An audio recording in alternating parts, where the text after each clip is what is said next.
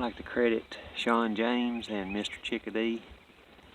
I'm using a kind of sort of Sujibon method. That is another piece of white oak, approximately 3 inches by 6 inches. That is going to be the back porch support. I have installed a concrete pillar. A little bit about that. The cabin, porch, the pillars there are from a barn built in the mid-1900s by a man by the name of Austin Barnes, who was a casket maker. Made cedar caskets. He was known for that. And I actually knew him. He has passed away, but I knew him and got to see his operation. I worked for the man that logged for him, cut his cedar logs for the casket. That'd be Philip Adcock. Anyway, the pillars around the cabin, you'll see the poured forms. The square ones are from a barn that he built. He was known for building good barns. Mr. Barnes.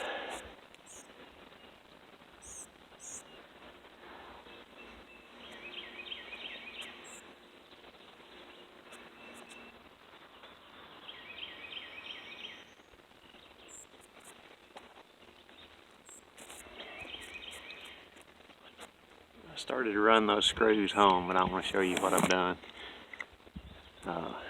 There's our Sujibon post in place, sitting on that concrete pier that I talked to you about. Here we have a, we'll call it a laminate beam. It's white oak. We're 2 3/4 inches thick. One is the live edge with the bark peeled, this outer one here. The inner is milled on both sides.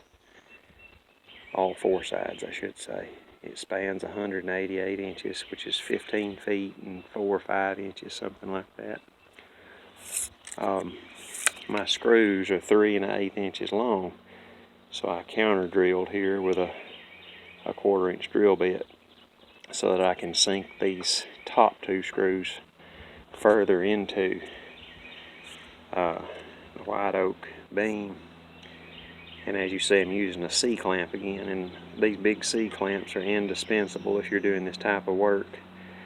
You can clamp that to a beam, even to the end of a squared log, and pull that onto the cabin if you're working by yourself.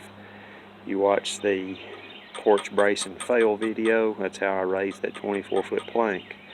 Without C-clamps, I could not have done that. But anyway, we'll run these screws on home. Got 2 here, and 1 on the single thickness down below, and then into the white oak beam. And here's our level. Again, keeping everything square, plumb, and true. Square, plumb, and true. The Sujibon. Another bit of info, the Foxfire series of books, I read in there that a termite, and this is old-timer knowledge, southern mountains, a termite won't climb more than 18 inches, I believe was what was said.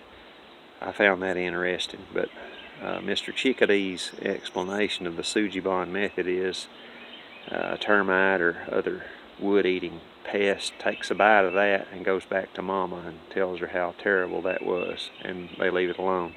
Supposedly. We'll see. A word about our Savior: the winds and the waves obey His will. Peace be still.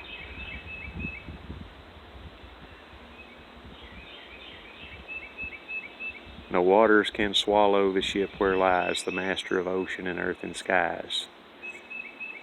Thank you for watching.